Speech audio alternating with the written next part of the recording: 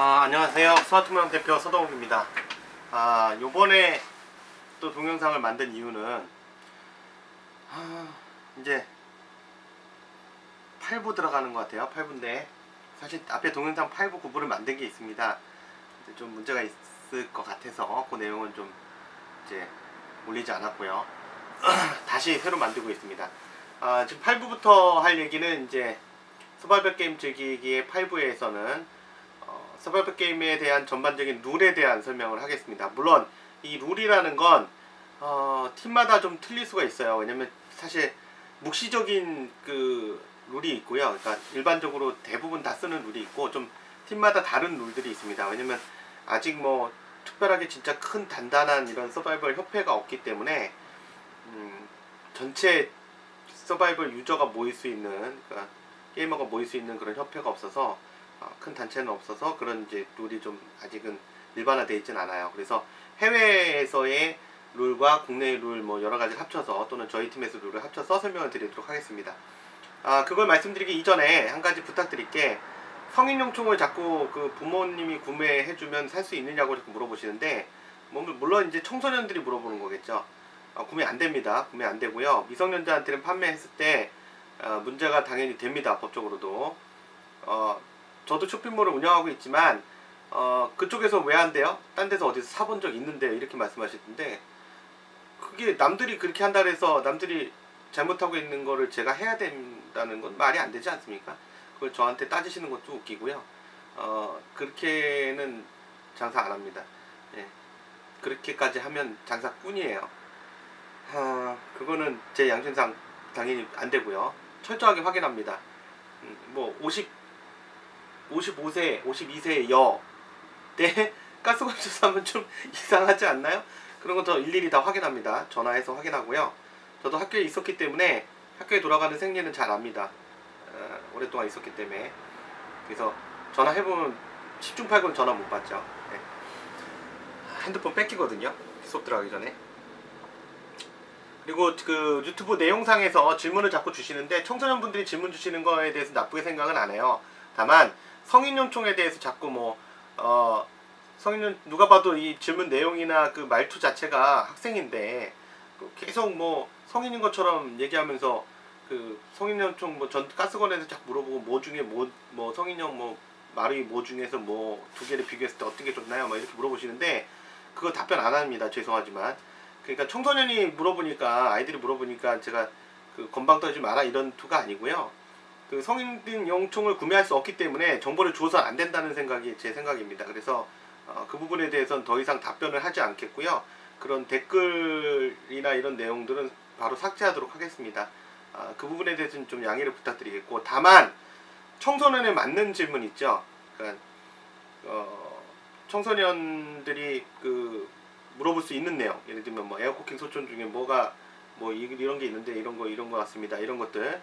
그 나이에 맞는 총에 대한 질문이라면 그건 당연히 답변 드릴 거고요. 그 다음에 이제 서바이벌 게임 하는 데 있어서 룰이라든가 물어보고 싶은 거 있죠. 게임에 대한 내용. 물론 이제 성인용 총을 가지고 하는 그런 게임에 관련된 내용이라면 그것도 답변을 안 드리겠고요. 이제 서바이벌 게임에 대한 순수한 질문이라면 그거에 대해서는 당연히 그걸 답변 드릴 의무가 있어요. 예, 도와줘야 되고요. 그래서 그런 부분은 답변을 드리도록 하겠습니다. 그러니까 그런 부분은 좀 앞으로 좀 이해를 부탁드리겠고, 질문을 하실 때도 좀 제발 아무래도 이제 청소년들이 좀 더 하긴 한데요. 성인들은 좀 덜 하고요. 그냥 뜬금없는 질문 하지 마십시오. 뭐가 제일 좋아요? 이거는 좀 웃깁니다. 총 중에 뭐가 제일 좋습니까? 그런 질문이 어디 있어요? 그러니까 차로 따지면 차 중에서 제일 좋은 차 뭐예요? 차가 한두 종류입니까? 경차부터 시작해서 버스까지 있는데 도대체 트럭이 좋다는 얘기예요? 아니면 트럭 중에서 골라달라는 얘기예요? 버스 중에서 골라달라는 얘기예요? 그 말이 안 되고요. 또 한 가지 질문 중에 좀 황당한 질문이 가장 싸고 가장 좋은 거. 가장 싸고 가장 좋은 건 없어요. 그런 게 어딨어요. 가장 싸면 그만큼 단가는 떨어지는 거고요. 그러면 그만큼 품질은 당연히 떨어집니다. 물론 비싸다고 비례해서 아주 품질이 아주 좋아지진 않아요. 그건 전에도 제가 얘기한 적이 있고요. 비싸다고 좋아지진 않습니다. 아주 좋아지진 않아요. 물론 일반적으로 가격이 비싸지면 좋아지죠.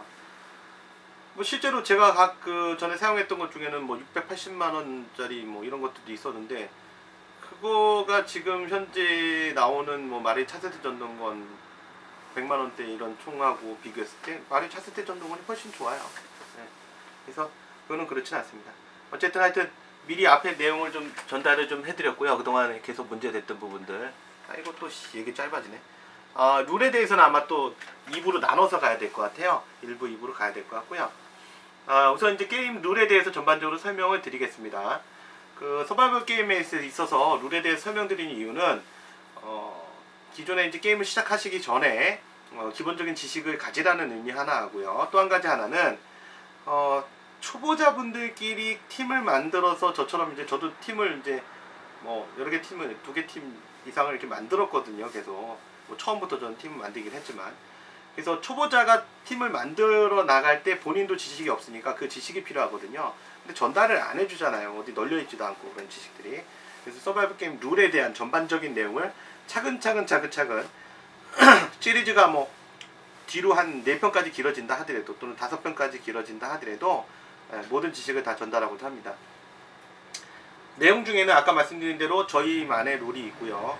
그러니까 제가 이제 따로 정한 룰이 있고, 이제 주로 안전상에 관련된 거겠죠. 그 다음에 이제 공통적인 룰이 있습니다. 우선 그 게임에서 기본이 되는 룰은 저번에 좀비 이야기에서 이미 2편으로 나눠서 얘기도 했지만, 기본적인 룰은 죄송합니다. 지금 새벽 4시 반이라서 목이 좀 가라앉아서요. 우선 피탄 룰입니다. 그러니까 탄에 맞았을 때 어떤 때가 전사냐, 이게 굉장히 중요합니다. 굉장히 중요하고 여기서 굉장히 많은 문제들이 발생이 돼요. 그래서 우선 일반적인 룰은 사실은 자기 몸 전체에 맞으면 무조건 전사입니다. 부상이 없습니다. 단 부상이 있는 경우가 있습니다. 이건 이제 나중에 또 설명을 드리긴 할 텐데, 게임 방식이 꼭 한 가지만 있는 게 아니거든요. 여러 가지 방식이 있거든요. 위생병정 같은 경우는 이제 한 발 맞으면 무조건 우선 부상으로 처리를 합니다. 그 위생병이 와서 이제 스티커를 발부하거나 아니면 띠를 매주거나 이러면 다시 부활이 되죠. 이제 그런 경우를 제외하고 일반적인 전멸전에서는 몸 어디든 맞으면 일단 아웃입니다. 국내 말로 전사 처리가 됩니다. 그래서 아웃이라고 보시면 되고요. 여기서 조금 문제가 있는데요. 이 부분에 대해서 여러 가지 말을 하실 수 있는데, 저는 철저하게 제 주관적인 면에서 말씀을 드리도록 하겠습니다. 저희 팀에서 운영되고 있는 룰대로 그러니까 참조를 하십시오. 왜냐면 아까 말씀드린 대로 공통적인 룰이 없어요. 아직은 아주 완전 표준적인 룰이 없어요. 뭐 국제 공인적인 룰 뭐 이런 것들이 있으면 좋은데 그런 게 없기 때문에 저희 팀 기준으로 봤을 때는 저희 팀에서는 머리부터 발끝까지 모두 다 아웃입니다. 발끝까지 아웃이고요. 또 한 가지, 몸에 부착되어 있는 것도 아웃입니다. 거기에 맞아도 타당한 근거가 있습니다. 우선 예를 들면 모자를 썼다 그러면 그 모자 끝에 맞아도 아웃입니다. 위쪽 머리 끝에도 맞아도 마찬가지고요. 일반적으로 이제 모자를 썼다 그랬을 때 위로 올라왔으니까 위로 실탄이라고 생각했을 때는 탄이 맞고 통과해서 그냥 지나가니까 뭐 부상 처리하거나 안 맞았다고 할 수 있지 않느냐. 그런데 사실은 그 판단이 불가능합니다. 불가능하고, 모자 챙에 맞았다 그러면 사실은 뭐 이미 실탄이었으면 관통을 했을 거니까, 실탄을 기준으로 봤다고 했으면, 관통이라는 거 굉장히 끔찍하네요. 실탄이라고 봤으면 당연히 뭐 부착하고 있는 모든 거에 맞으면 부상이라고 봐야 됩니다. 그러니까 부상이 아니라 아웃이라고 봐야 됩니다. 맞은 걸로. 그 다음에 저희 팀 같은 경우의 룰에서는 제가 굉장히 엄격하게 하고 있는데, 총도 손에 붙어 있는 상태면 무조건 아웃입니다. 요거 잠깐 좀 이따 얘기하고요. 이거 먼저 얘기할까요? 요거 먼저 얘기할까요? 아까 모자 얘기했는데, 모자를 예를 들면 그러면 부착하고 있을 때는 아웃이라 그랬잖아요. 그럼 모자를 벗어놓으면 어떻게 됩니까? 이렇게 물어보시는데, 벗어놓으면 아웃이 아니에요. 몸에서 벗어났기 때문에. 실전을 생각하시면 돼요. 실전에서 예를 들면 그 철모를 벗어서 딴 쪽에 유인하기 위해서 올려놨다. 뭐 영화에도 많이 등장하죠. 올려놨어요. 과연 거기 맞으면 내가 죽나요? 안 죽죠. 현실에 비추어서 보면 전사는 아니죠. 그런 거는. 그런데 이제 총 같은 경우는 전사 처리합니다. 총이 손에 붙어 있을 경우, 예를 들면 마찬가지로 모자처럼 얹어놨는데 거기 비비탄이 맞아서 막 튄다. 아무 의미 없습니다. 나한테 부착돼 있지 않고요. 내가 거기 있지 않아요. 하지만 총을 들고 있는 상태에서 총에 맞았을 경우는 무조건 전사 처리합니다. 총구 끝에 맞아도 전사 처리를 해요. 왜 그러냐면 저희 교련 선생님이 계셨는데, 그분이 고등학교 때 교련 선생님이 실제로 6.25 참전용사십니다. 근데 그분이 실제로 어떤 문제점이 있으시냐면 엄지손가락이 없으세요. 그래서 여쭤봤더니 6.25 때 총에 맞아서, 총 부채에 맞아서 튕기면서 엄지손가락을 치고 나가서 엄지손가락이 없다고 하시더라고요. 그래서 실제로 총에 맞아서 다치는 경우 굉장히 많습니다. 실전에서. 미군 친구들한테도 물어본 적이 있고요. 그래서 실제로 총에 맞으면 튕겨서 맞아서 죽을 수 있다는 것이 일반적인, 죽을 수도 있고 다칠 수도 있다는 게 일반적인 지론입니다. 그래서 그 부분을 참조한 겁니다. 그 룰은. 그리고 또 한 가지가 이 문제 때문에 그렇습니다. 뭐냐면 교련 선생님도 얘기하시는 내용이긴 한데요. 실전 가보면 실제로 머리 내놓고 쏘는 놈은 아무도 없다, 이런 얘기 하시거든요. 그러니까 이렇게 쏜다는 얘기도 이렇게. 사실 영화에서 주로 그렇죠. 영화에서나 머리 내밀고 막 멋지게 막 사격하고 막 이러죠. 실전 가서는 그러다가 맞으면 죽어요. 솔직히 쉽지는 않아요. 물론 이제 그렇지 않은 분들, 제대로 쏘시는 분들도 있겠죠. 근데 이제 중요한 건 실전에서 아무래도 위험하다 그러면 그런 행동은 안 한다는 거죠. 근데 이제 문제는 우리 게임에서 그런 행동이 나오면 또 문제가 됩니다. 무슨 얘기냐? 머리 위로 그냥 담벼락이 있다 그랬을 때 머리 위로 총을 들고 쏘게 되면, 시간이 머리 위로 총을 들고 쏘게 되면 어떤 문제가 생기냐면, 그런 문제가 생기죠. 빠빠빠빠 쏘고 있는데 문제는 한 사람이 다가오는 경우가 생길 수 있어요. 그럼 잘못하면 얼굴을 바로 코앞에서 쏘게 되는 현상이 생깁니다. 또는 앞에 사람이 와 있는지 모르고 총구를 딱 들어서 그냥 보지도 않고 쐈는데 앞에 총구 앞에 사람이 푹 올라올 수도 있는 거예요. 그리고 오른쪽으로 사격하거나 왼쪽으로 벽면을 두고 사격할 때도 문제가 됩니다. 오른쪽으로 두고 사격을 하는데, 예를 들면 내 몸이 같이 나가면 확인하면서 사람이 바로 앞에 있구나 해서 안 쏠 수 있는데요. 문제는 총만 내놓게 되면 사람이 있는지 없는지 모르기 때문에 사격을 했을 경우 당연히 코앞에서 사람이 맞을 수도 있어요. 이건 안전에 관련된 문제죠. 그래서 사실 저 같은 경우는 저희 팀에서는 절대적으로 그런 건 금지합니다. 머리가 안 나, 그러니까 얼굴이 같이 따라가지 않는, 견착하지 않은 상태에서 총이 나가는 경우, 그냥 나가는 경우 이런 거 금지하고 있어요. 이렇게 나가는 거 다 금지하고 있고요. 이 경우가 또 한 가지 문제가 되는 게, 아까 말씀드린 대로 이제 안전상의 문제도 있지만, 또 한 가지가 아까 총도 내 손에 부착이 돼 있는 거라 했잖아요. 내 몸에 부착된 거에 맞으면 무조건 전사를 했는데, 그거를 예를 들어서 총만 내놓고 바깥으로 내놓고 이렇게 쏘면 총구에 맞는 걸 볼 수가 없어요. 그러면 쏘는 입장에서는 분명히 맞췄는데 총을, 그러니까 상대방 쪽에서는 맞는 입장에서는 보이지 않는 현상이죠. 그리고 안전 문제도 있고요. 아까 말씀드린 코앞에서 쏠 수 있다는 위험성 문제도 있습니다. 그래서 저는 그런 부분을 다 고려해서 총구 끝에 맞아도 전사로 처리하고 있습니다. 그러니까 즉 히트로 처리해서 게임에서 배제시키는, 아웃시키는 그런 룰을 적용하고 있고요. 일반적인 다른 팀에서도 이런 경우 상당히 많은 걸로 알고 있고요. 그 다음에 비매너로 따지고 있습니다. 그런 경우는 전국대회에서. 그래서 가끔 보면 그것 때문에 다툼이 일어나는 경우가 많아요. 이거보다는 주로 이제 시가전 쪽에서 이렇게 총구를 내미는 경우 굉장히 기분 나빠요. 상대방 입장에서 얼굴을 딱 내미는데 갑자기 총구가 바로 코앞에 있으면 굉장히 기분 나쁩니다. 그리고 상대방은 보이질 않잖아요. 그래서 뭐 총구를 잡고 흔든다든가 아니면 발로 찬다든가 이런 상대방의 행동이 나오는 경우도 있습니다. 그럼 거기서 이제 감정이 격해져서 싸우는 경우도 있어요. 사실 싸우면 안 되죠. 대회전에서 나중에 룰에서 다시 한번 설명하겠지만, 상대방과 문제가 생기면, 좀비 시비라든가 문제가 생기면 절대 개인적으로 1대1로 상대하시면 안 됩니다. 야, 너 왜 안 나가? 이런 식으로 상대하시면 안 되고요.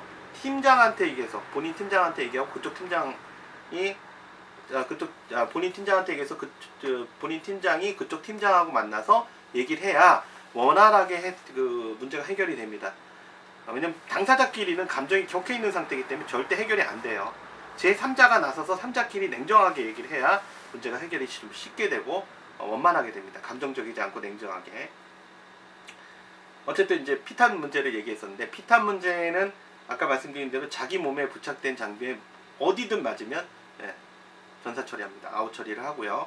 그 다음에 또 한 가지 문제되는 그 전사 처리 방식이 한 가지 있는데요. 과연 튕겨서 맞은 거에 대해서 어떻게 처리할 것이냐에 대한 그 문제가 있습니다.